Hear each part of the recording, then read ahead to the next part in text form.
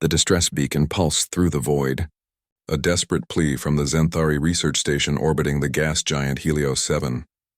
Director Velnkor's 3 Yanstalks quivered as he watched the sensor readings. The Kravesh raiders would breach their shields within the hour, and the nearest Galactic Coalition fleet was 2 cycles away. "The beacon is active," his communications officer chirped, her bioluminescent patches flickering nervously. "Surely the Methodian cruisers will—" The station shuddered. 30 minutes, perhaps less. When the response came, Velnkor's heart sank. The signature was wrong, too hot, too aggressive. The engine burned screaming with barely contained fusion reactions that no civilized species would dare use so close to a research station. "Director?" the officer whispered, her voice trembling. "The response signature.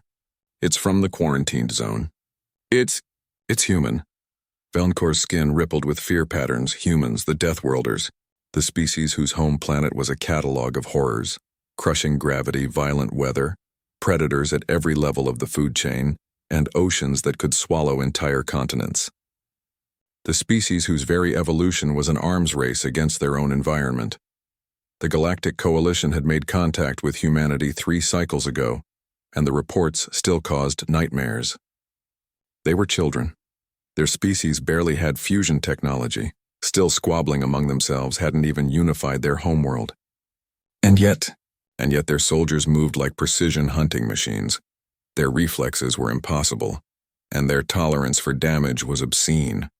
"Should we cancel the beacon?" the officer asked, another shudder. The Kravesh were breaching Deck 7. "No," Velnkor said quietly. "We have no choice."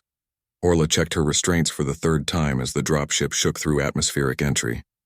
Across from her, Lewis was grinning, actually grinning as he loaded his rifle. "First real deployment," he said, his voice crackling through the helmet comm. "Beats training sims in Luna Base." "We're 16, Orla reminded him, though her own excitement was hard to contain. The UN Rapid Response Initiative had been controversial. Using teenage soldiers, even volunteers, seemed barbaric to the other species. But humans matured fast on the cosmic scale, and someone had to answer distress calls while the main fleet was dealing with the Kravesh incursion in the Tertius sector. 16 in human years, Lewis corrected. That's like, what did the Zenthari liaison say? Fully mature adult warriors by their standards? The dropship's AI interrupted. 30 seconds to deployment. Station shields at 12%. Hostile count. 47 Kravesh raiders armed with plasma cutters and kinetic weapons. Civilian count. 133 Zenthari researchers. Rules of engagement. Protect civilians. Neutralize hostiles. Orla's heartbeat kicked up, not from fear, but from the adrenaline her body was already pumping. Earth's gravity was 2.3 times what these aliens had evolved in. Her muscles, her bones, her reflexes. All built for a world that tried to kill you. The dropship doors blew open. Velnkor watched through security feeds as the human soldiers moved through his station. There were only 6 of them, 6 children against 47 Kravesh raiders who had terrorized the outer colonies for generations. It wasn't a battle. It was a demonstration. The girl, Orla, her tag red, moved like liquid death. She crossed a corridor in 3 bounds that would have taken Velnkor 20 steps, her weapon tracking targets with mechanical precision. A Kravesh raider fired at her center mass. The kinetic round hit her chest plate and she staggered, but didn't fall, didn't slow. She returned fire and the raider's shields collapsed under the sustained barrage. The boy, Lewis, was worse. He'd somehow gotten behind a group of 5 raiders, moving through maintenance shafts that were barely large enough for Zenthari. Impossible for beings from a high-gravity world. Except humans were also persistence hunters, evolved to chase prey until it collapsed. Tight spaces didn't slow him. He emerged from a ceiling vent and the fight was over in seconds. "By the spiral," Velnkor's officer whispered. "They're not even fully grown." On the feeds, Orla kicked down a barricaded door, simply kicked it with force enough to buckle the reinforced metal. Inside, a dozen Zenthari researchers cowered. She raised a hand, palm out, and spoke in carefully learned Zentharian. "Safe now. Stay here." Her accent was terrible, but her meaning was clear.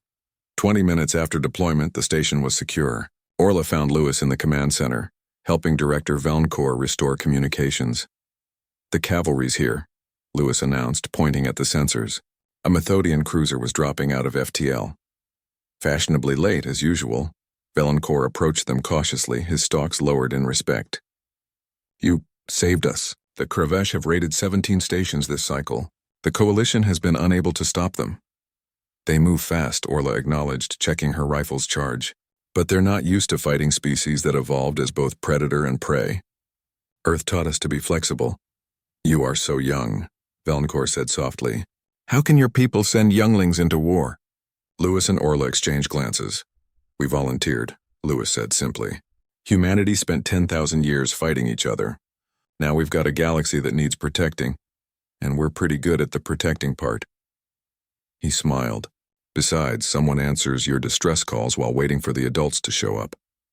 Valancourt watched them prepare to return to their ship, these impossible children from an impossible world.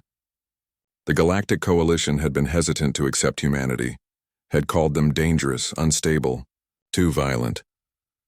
Watching Orla help an injured researcher to the medical bay with a gentleness that contradicted her earlier ferocity, Valancourt understood the truth. Humanity was dangerous, yes, but perhaps the galaxy needed a little danger on its side. As the human dropship departed, Valancourt updated his report.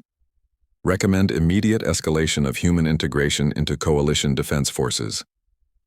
Their children have accomplished what our veterans could not. The Deathworlders had arrived, and the galaxy would never be the same.